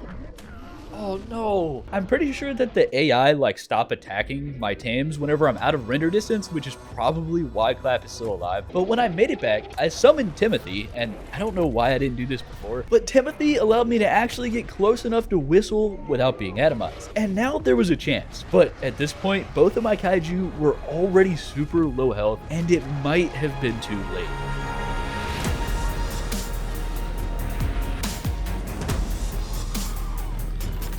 Oh my gosh, bro. That was so stressful. For some reason, Banana Bread was over here going on a side quest with some compies, but the aftermath of that fight was insane. Because when I opened Clap's inventory, that brother was 1 hit away from a grisly demise. Bro, that was so close. On day 55, I had some Famuto meat, and to get my revenge, I was gonna feed it to the other Famuto. And I want to preface this by saying that I was a bit cautious that the Famuto would have a death aura that would just kill me like it does in the evolved Kaiju mod. But it wouldn't let me land on top of her, and my pteranodon didn't take any damage, so I thought that it was okay. But when I parked Banana Bread in a safe location, I walked over, and this was the beginning of where everything started to fall apart. Because, well, I wasn't dying, but I also couldn't open the inventory. And I was fine at first, but then it happened. What, bro, really? I just spawned at the wrong base, didn't I? So after going bungee jumping into the pit of doom, I made a saddle for my very last pteranodon, made 5 sleeping bags, so this won't happen again, and headed over for round 4, where I set up a sleeping bag assembly line, walked up to a sleeping alien, and instantly got Control-Alt-Deleted. I tried again, but I can't even get close to my body without instantly getting one-shot. Bro, why is this even a thing? If I could land on top of her, it would be one thing, but like forcing me to not be able to do that and then I instantly die, it's super frustrating. And I even tried to find the leatherback's bag from earlier for more kaiju meat so I could just tame her, but I think that the bag despawned already. So I tried getting my stuff back again. Twice. I hate this game. And I even tried to find some meat in my base from earlier, but it was all spoiled. All of my kaiju are inside cryopods in my dead body as well, so killing another kaiju for me isn't even an option. And I didn't really know what to do. So as a last resort, I was just gonna make some flak and try to tank the hits. But then I noticed that I forgot to turn on the forge. Oh, I didn't cook any of the metal? Everything was going wrong. Like everything. I was so down bad, bro. All of my stuff is underneath Famuto and I can't grab it because she has aura. So I made 3 more refining forges, ground together my backup chest plate and 22 metal ingots, and sat by the fire wearing a shirt. Only a shirt. Until eventually on day 57, I was covered in metal. And it would have worked. Except I was spamming get off.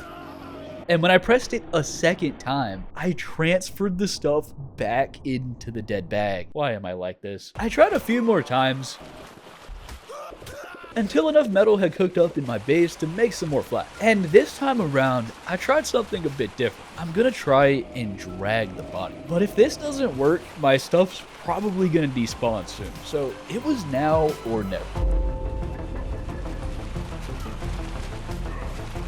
Please be the right body. Please be the right body. Oh, let's go, dude. Thank you. I got my stuff back. And that might have been the most annoying 2 hours of my Ark career. But there was one problem. Everything from my hotbar is in the other bag from when I transferred it, and then it's not in that bag. All right, well, let's tame this dude. I had exactly 4 kaiju meat left. So I used Clap. Wait, no, he's low health. I used Timothy to crip walk over and access the inventory. And I don't know why I didn't just do this in the first place, but when I placed 4 entire slices of raw Famuto into a Famuto, hashtag cannibalism, nothing happened. Wait, why is he not eating? Unless the kaiju meat does like 1,000 hunger or something, something was wrong. But I didn't even have my super spyglass to figure it out. So on day 58, after finding a singular pillar that wasn't laced with Famuto, I tried to farm some crystals. But unfortunately, my pickaxe is inside my other bag. So I headed back to base yet again when I noticed, oh, the Famuto is taming. I think I'm gonna need more meat though. Avoiding destroyers on the way back and forth from this canyon was getting really annoying, but hopefully this was the last time I'd have to do this. Because after making a spyglass, I summoned a leatherback named Clap, eviscerated my neighbor, who had 0 kaiju meat on his bones, by the way. And according to my spyglass, this guy was taming, just very slowly. And I would still need 2 more slices of raw Famuto to finish the tame. And luckily nearby, there was a super low level, but she still had almost 200k health, and my leatherback wasn't quite healed up enough to take her on. But I had another idea. What if I just put her to sleep? It'll only take 1 trank dart, and if I grab my long neck rifle from Terabyte,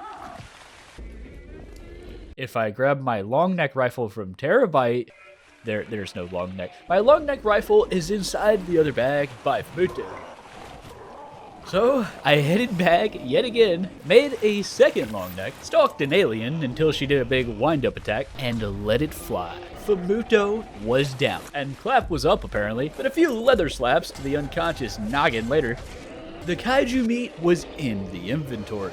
And after this horrible, absolutely abysmal, horrendous, down bad chain of events that just happened today, I would come out with a Famuto. Apparently using kaiju meat makes this tame take like 4 hours, and I definitely wasn't gonna wait that long. So after making another trip back to my humble abode with the Tyranna gang, I repaired my armor, and I tried to summon Clap so he could heal up, but the dude was too large to fit inside his own house. So I put Timothy there instead, made a few more of the 50 times trank arrows, and made made it back. I had to use Clap to get back on top of the Famuto, but the moment the Tame helper graced her taste buds, she developed an eating disorder and tamed instantly. And that, ladies and gentlemen, is the story of how I met Deathwish. I named her Deathwish because that's what I now have after playing this mod. Because I was here for Mothra, and 3 hours later, we still have no Mothra. Anyways, Deathwish the Famuto marks Kaiju number 3 out of 10.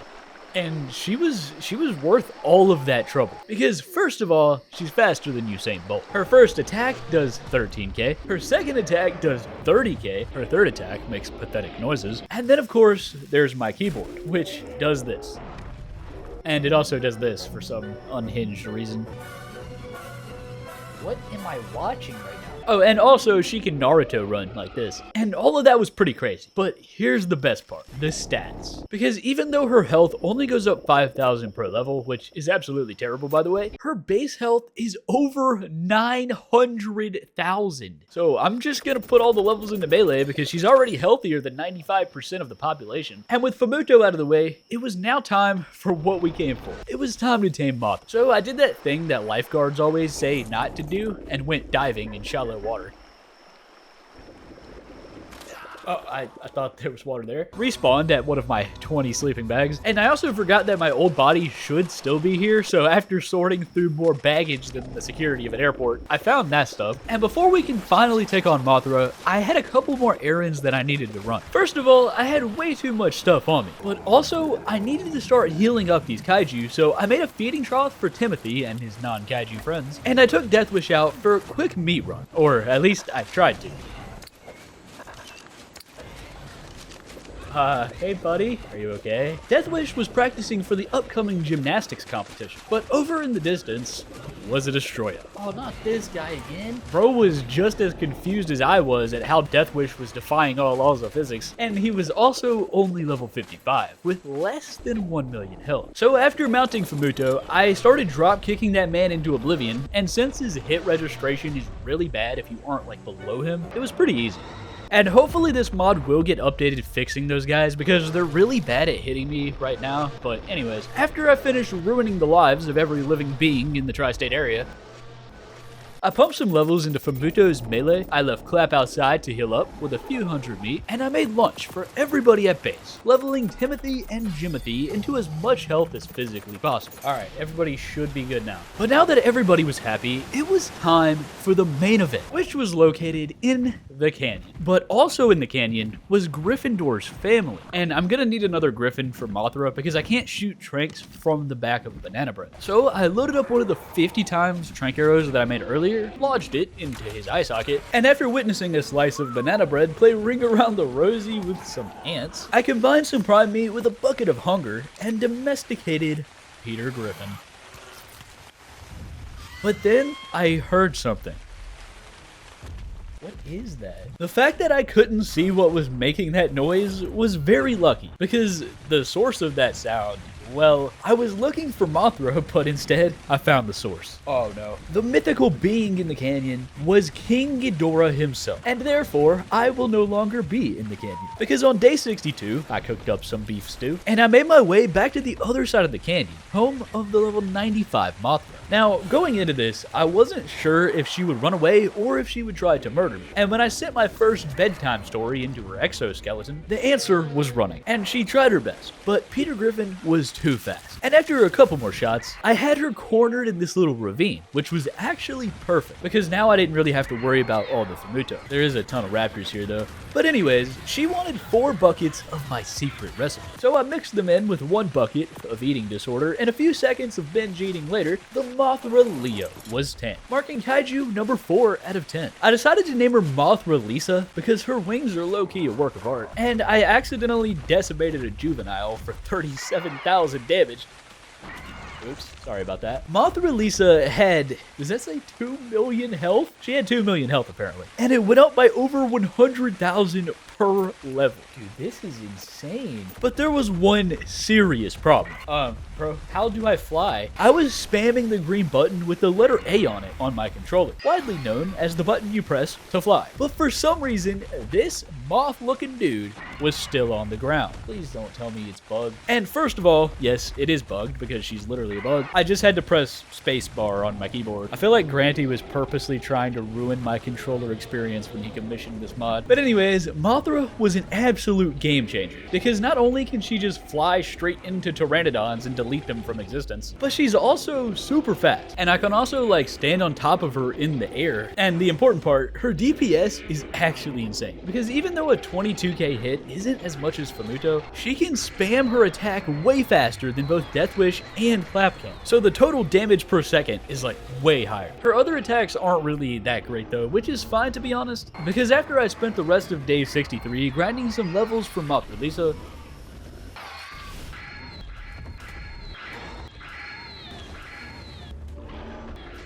she was all the way over 5 million health and 700 melee. And on day 64, I made my way back to where it all began. The base I built on day 3 was like 1/10 of the size of my new pet. Oh, how far we've come. But the reason I was here wasn't to develop nostalgia. In fact, I was here to visit someone. Hello, sir. Remember me? I was here to get some revenge.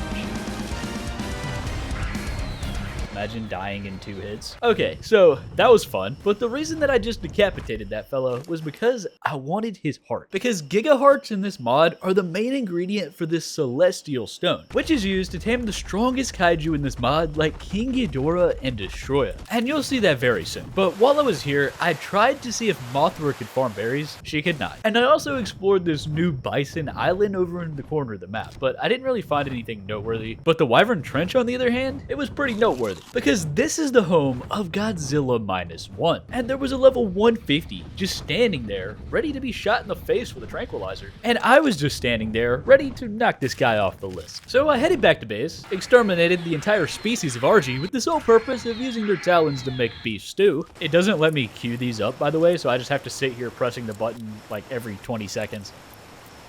So that was fun. But on day 65, I hosted a course for Godzillas on how to take a nap. And apparently the dude has the same death aura when sleeping as Famuto does, and I almost had a repeat of what happened earlier. Ow, bro, okay, chill out. But luckily, Mothra Lisa was able to take the AoE damage until I found a spot that was suitable for pouring beef stew into someone's trachea. And after some more binge eating related activities, Godzilla -1 marks Kaiju number 5 out of 10. And I was not expecting this, but this dude was an absolute unit. He was super slow, which is definitely not ideal. Okay, he's even more than slow, but what he lacks in speed, he more than makes up for in damage. Because the basic attack does 30k, which is already pretty standard for these kaiju, but when I press C, he starts to feel a little sneeze building up. And it takes a second for it to manifest inside of his left nostril, but when it happens, it's explosive. The atomic nostril breath does 1000 damage per tick, which means it's not 1000, it's more like doing 1000 damage 10 times per second, which is pretty insane. Oh, hello, sir. Goodbye, sir. And I was gonna say that this dude was about the same as Death Wish until I leveled his health. And this is where it gets even more insane. His health goes up by 80,000 per level. And anything that allows me to scale health is gonna be insanely useful in this mod. Because on day 100, we have to fight Super Godzilla by spawning him in from this little crystal thing. And spoiler alert, but he almost has 20 million health. So with that being said, I think now is a pretty good time to start exploring the rest of the map because we already know that the snow is covered in leathery backs. The volcano is possessed by demons, and the entire face of the earth is filled with Famuto. But the rest of the map, however, and the rest of the kaiju, I mean, I've barely even seen them yet. So I spent a good bit of time just flying around, and here's what I learned. First of all, the swamp has like 50 Famuto for some reason, and I'm not even exaggerating when I say 50. And second of all, the Wyvern Cove looks really, really cool on this map. And this is actually where Rodan is supposed to spawn. But Rodan is a bit rarer and a bit scarier, and you'll see why later. Because a kaiju that is definitely not rare was taking over the entire desert. And that kaiju was Destroya himself. The sheer amount of these dudes on this map was absolutely diabolical. They spawn in groups of 3 basically everywhere, and as I made my way through the desert, it went from diabolical to absolutely demonic. It's actually insane how my game hasn't crashed yet. I'm pretty sure there were over 100 total destroyers in this desert, and I'm really thankful that these guys kind of suck, because if they had a ranged attack or something, I'd be getting gunned down in the desert streets right now. But anyways, I don't want to get stuck and die, so I decided to leave. And I'm not exactly sure why some of the kaiju are barely spawning while others spawn in groups of 39 million. But after another loop around the map, I came back to the canyon where I found myself face to face with King Ghidorah. Now, I was scared of this guy until I used my spyglass. Oh, he's not even that crazy. And that's where I messed up. I wanted to see how much damage he would deal, so I got a bit closer and instantly regretted my life choices. Oh, that's a lot of damage. King Ghidorah was using his head, or should I say his heads. And no matter how hard I tried, I just couldn't get away. Oh, this is so bad. But luckily, I figured out that his movement downwards is kind of slow, and it bought me just enough time to escape, at least that's what I thought, because this man, this king, stayed rendered in as he was chasing me from halfway across the map. Dude, what the heck, bro? Just leave me alone. Eventually, I did manage to get away, but the moral of the story, kids, is never judge a book by its four-headed cover, and never underestimate your opponent. But anyways, I witnessed a power clapping and high jumping competition taking place in Hypothermia Land, but the 2 creatures that I really wanted to find and tame were Rodan and Skullcrawler. But I've been around the entire map twice now, and they were nowhere to be found. And Mothra's health was getting pretty low from that Ghidorrean gang violence over there in the canyon. So I just decided to head home for now and try to heal up. Clap, on the other hand, was still only at 80,000 health after all of his time, because thousands of health don't just heal up overnight. And it was pretty obvious at this point it was physically impossible for me to actually wait on these guys to heal. So I found this better healing mod on the mod page, and basically what it does is you grab a bunch of meat or veggies and you combine 100 slices of that raw meat into one big raw mac, and then when you feed these Big Macs to a very hungry kaiju, they heal for about 1% of their max health each bite. It's basically just like when you use cooked meat on regular tames. It does make them drain all their food and start starving though for some reason. I guess I just fed my leatherback some laxatives. But anyways, after I farmed some meat for my starving children, I decided to swap this guy, with this guy. Mainly because his attack animations are just faster, and I also wiped all of the wild creature spawns using Destroy Wild Dinos command, because some of the kaiju were just not spawning like the Skullcrawler, and I really wanted to try and balance it and make everything spawn in if I can. But anyways, I searched all day to no avail, and just when I was about to give up, I returned home, and I saw the ground moving in the jungle. But when I got closer to investigate, a 2-legged degenerate did a backflip.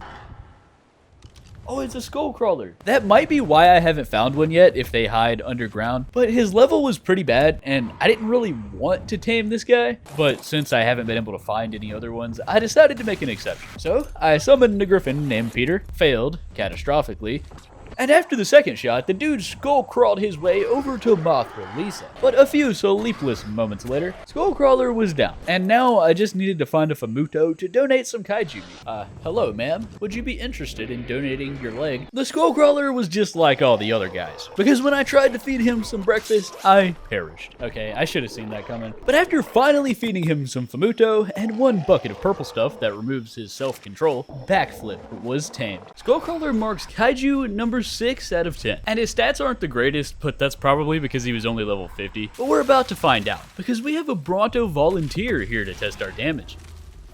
The basic attack was kinda basic, and the left trigger one was as well, but it looks like it's giving him some healing, which is pretty cool. Unfortunately though, that was about where it is. He can Naruto run, which is pretty standard these days, but to be honest, I don't see where I would use this guy, because we have a lot of better options. And the 2 main options that I'm really excited for are the flyers, Rodan and King Ghidorah. I just needed to tame them first. So I took Baracco Bronto on a narcotic-related business trip, and now that a somewhat significant amount of time has passed, I made some more trank darts. Alright, hopefully 15 is enough. Because after a quick Highland vacation to steal a woman's heart,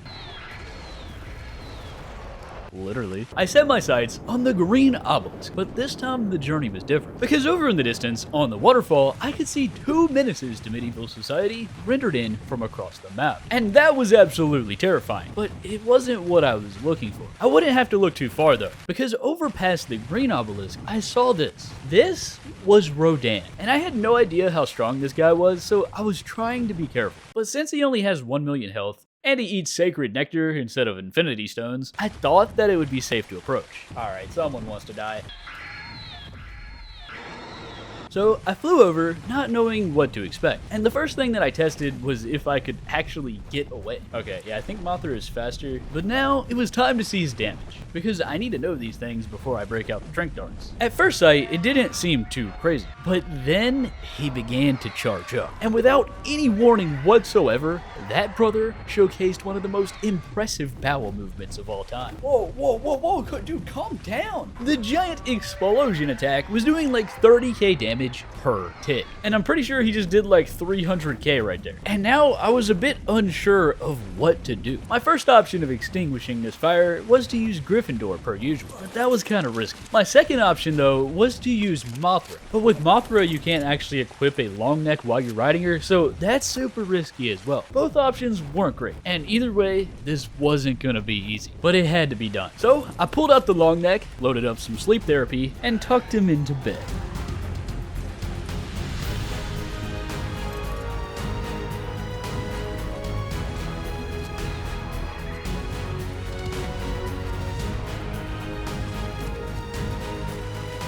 And just like that, Rodan was no longer a menace to society. Also, Mothra is at like 300k torpor because her wings take up like 80% of my field of view. But anyways, Rodan wants to eat 15 buckets of beef stew for dinner tonight. So I was heading over to the store to find some when I ran into a king. Oh, that one has 2 million health. The dude decided to follow me home.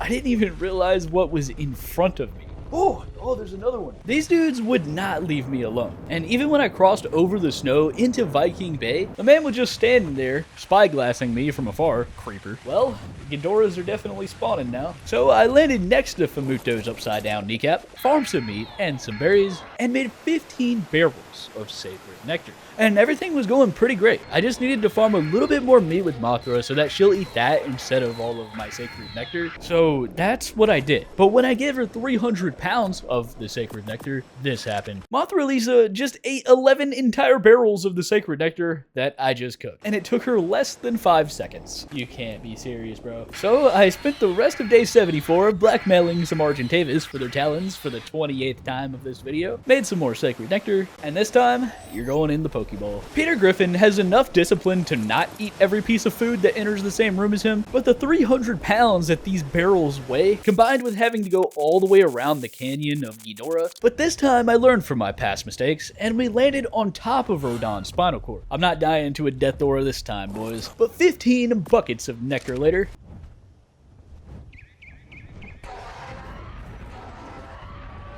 Rodan marked Kaiju number 7 out of 10. And the dude was already going ham over there. So I decided to name him Charizard. And that must have made him angry because the dude yeeted me into the air and then started spazzing out for no reason. But after he decided to calm down a bit, I was actually pretty impressed with the guy. Because even though he's slower than Mothra, he can glide down just like Peter Griffin. And that technically makes him faster than Mothra. But that's just the beginning.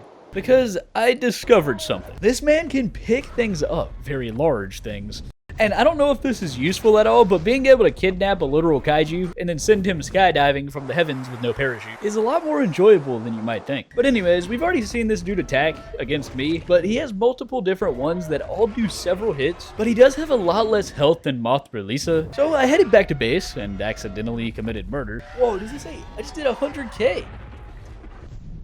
And that was the exact moment that I learned about Charizard's secret most powerful attack. Because this attack was using gravity. So on day 76, with only 2 kaiju remaining, I needed to figure out how to tame King Ghidorah and Mr. Destroyer. Because day 100 was approaching fast, and I'm gonna need both of them to take down Super Godzilla on day 100. Also, my explosive attack just casually does 70k per tick now. But these fine gentlemen eat Celestial Stone. And I've been watching for Gigas every time time I leave my base, but I still only have 4 Giga Hearts to make those. So on day 76, with only 2 Kaiju remaining, I needed to figure out how to tame King Ghidorah and Mr. Destroyer, because day 100 was approaching fast, and I'm gonna need both of them to take down Super Godzilla on day 100. Also, my explosive attack just casually does 70k per tick now. But these fine gentlemen eat Celestial Stone, and I've been watching for Gigas every time I leave my base, but I still only have 4 Giga Hearts to make those. And since Gigas are super rare, I installed this Dino Finder map extension thing, which basically just shows me where stuff is that's already spawned on the map. And I shifted my focus to 2 main objectives. First, I needed to farm the hearts of some Gigas to turn into Celestial Stone, and second, I needed to farm a lot more Trank Darts because these brothers are severe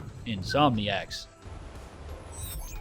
This was gonna be an insanely big grind, but if I could tame a King Ghidorah, or maybe 2 of them to breed for some Ghidorrean children, Super Godzilla won't stand a chance.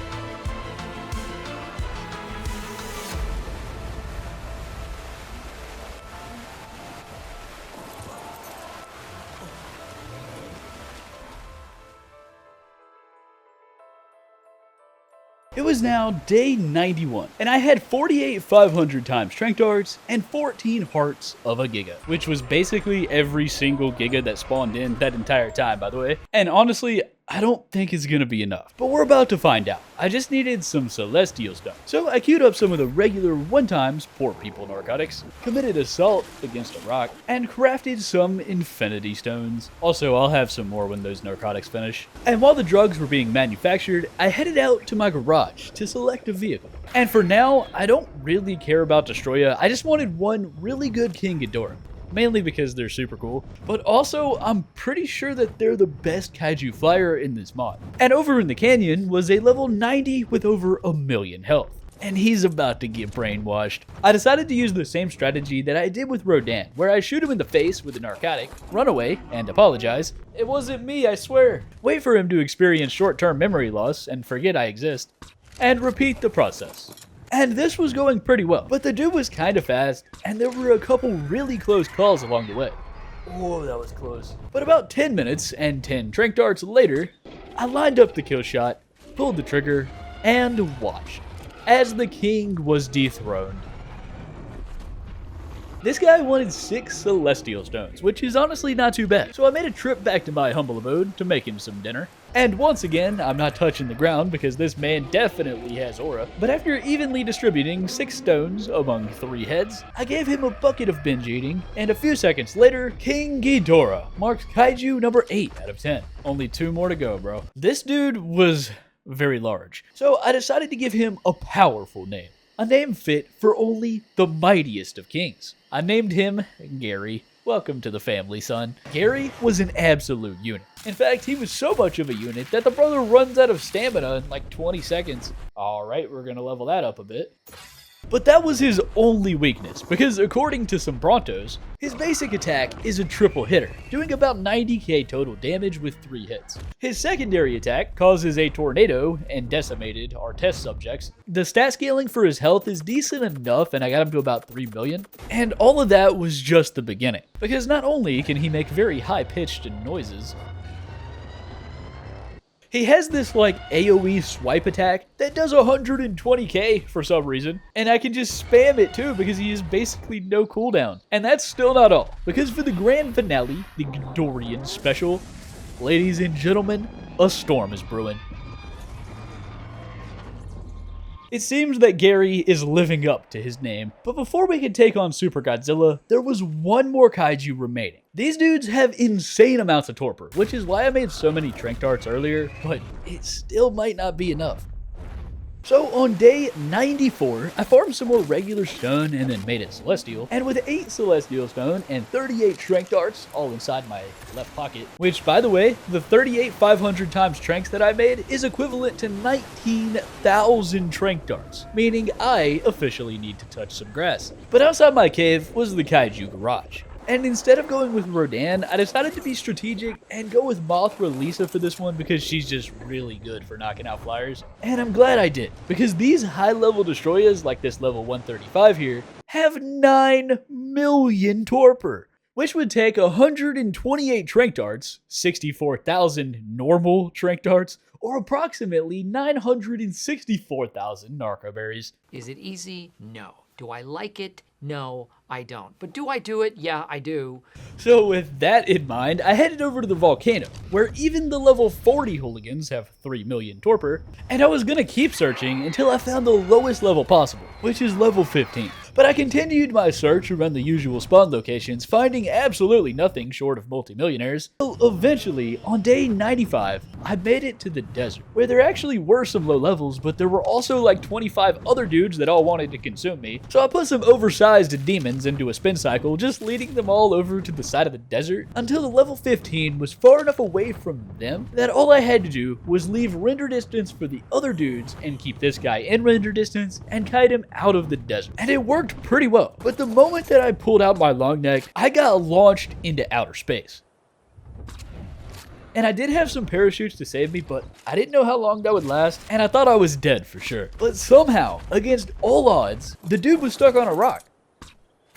I couldn't afford for him to move, so I didn't move either. And as I stood there, feet in the sand, I launched the equivalent of 10,000 narcotics into his directionally challenged brain, until eventually, the brother was in a slumber. But when I climbed on top of this mythical beast to feed him some infinity stone, he refused to eat, because apparently he will only eat while he's awake. The audacity. I'm not exactly sure what that means, but I assumed that it meant he was a passive tame. So I tried to passive tame this guy, and he wasn't able to hit me, but I also wasn't able to feed him. And I even found this other dude that was stuck inside the canyon, and I tried to feed him closer to his face, and that didn't work either. And to be honest, I think that this creature, the Destroyer, just isn't finished in this mod, because his hitbox is really bad, and now it's this whole taming thing. So yeah, he's not going to get tamed, I guess, but he will get sent to the Shadow Realm. And that really does suck, because I definitely need some more firepower to take down Super Godzilla on day 100. But since I have some Celestial Stone and Trank Darts left over, and there's a level 135 King Ghidorah living rent-free on the mountain right next to my base, I think I'm going to teach him how to fall asleep. The mighty Ghidorah was tame, and this one was even better than Gary, meaning he deserves an even better name. Therefore, I would like everybody to meet Eugene. For some reason, when you dismount Ghidorah in this mod, it spawns you on top of their 400-foot tall forehead. But anyways, Eugene needed to level up, so I banished some Famuto from their meaningless existence, and that inspired Eugene to reach his full potential of 5 million health and some pretty bad melee. And to get his melee up just a little bit, I decapitated another Famuto and harnessed the power of electricity on this poor soul. I didn't even know I could do this. But it was now day 97, and I only had 3 days remaining before Super Godzilla invades the Ark. So I made some of the health meat things and healed everybody up, watched as a vulture tried to attack Gary's toenail, and it was now time to prepare for the main event, Super Godzilla. For some reason, the summoner for Super Godzilla requires an artifact of the immune. And according to the Ark Wiki, the artifact of the immune system is located inside the carnivorous caverns, which is that one really big cave that the one entrance is in the bottom of this castle here. Another entrance is at the bottom of the water, like in a shipwreck down there in Viking Bay. I don't even want to know what Death Wish is doing right now. And the third entrance, and this is the one I'm going in, is over here on this mountain. And like I was saying earlier, the carnivorous caverns are notorious for being very large and very confusing and very carnivorous. But at least in this Ark Ark Ascended remake, they did make it a lot easier to see in here because it's like pitch black on Evolved. And that helped a little bit, but it didn't help that much because this place is like a maze, or more like a labyrinth, with tunnels, caverns, and degenerates around every corner, and I had no idea where I was even going. But after about 10 minutes, I came up this tunnel and I found this. But 10 minutes later, the artifact was still nowhere to be found. And at this point, I was super deep in and I was beyond lost. But after another 15 minutes had passed, halfway through day 98, I found it. Finally. Alright, now I just gotta figure out how to get out of here. When I made it back to my humble abode, the artifact of the immune system was useless on its own. But when I combined it with 1,000 rocks and some minerals, it became the summoner to the most powerful kaiju in all of this mod, Super Godzilla himself. And I'm not gonna lie, I was kind of scared, but there was still a little bit of time left to prepare. So on day 99, after giving Timothy and Jimothy a health consultation. Wait, Jimothy, you're blue? You've been dying since your birth. I didn't even realize. Congrats, man. I grabbed some resources and I made a quick trip over to the Blue Obelisk to craft 12 cryopods. Because with Death Wish, Clap, Mona Lisa, Gary, Charizard, I forgot to name this guy, and finally, Eugene here, I was ready to take on the king of kaiju. I just needed to find a good spot for the fight. So I headed over to the desert, and as the sun set over the island on day 99, my time had officially run out. It's been a good run, but it wasn't over just yet, because all the way over here in the little corner of the map is where my kaiju army will be put to the ultimate test.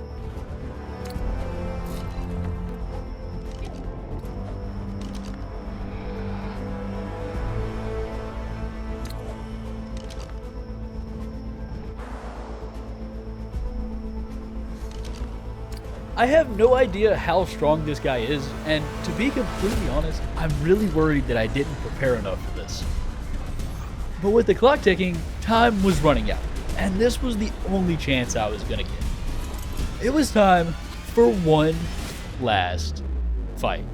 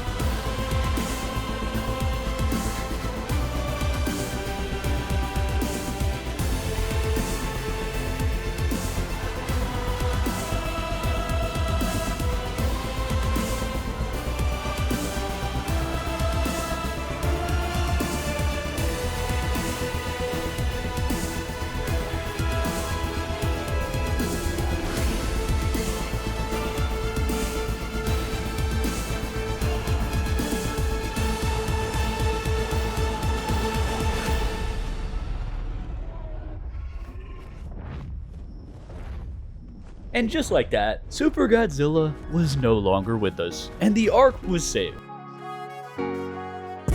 I know this mod wasn't as interesting as the Evolved Kaiju mod, but hopefully you guys enjoyed seeing it. And I'm still going to continue the mods, but I really want to do some more of the super hardcore vanilla challenges like I used to. So if you guys want to see the hardest Ark challenge that anyone's ever attempted on YouTube, and yes, I genuinely mean that, make sure you're subscribed and leave a like to let me know that you want to see it. I have a few different challenges coming up, and if they're doing well, I'm going to attempt a really hard one. But if you just can't wait and you want more Juztify right now, well, I attempted to survive 100 days without dying on hardcore Ark Survival Ascended. Click right here to see that.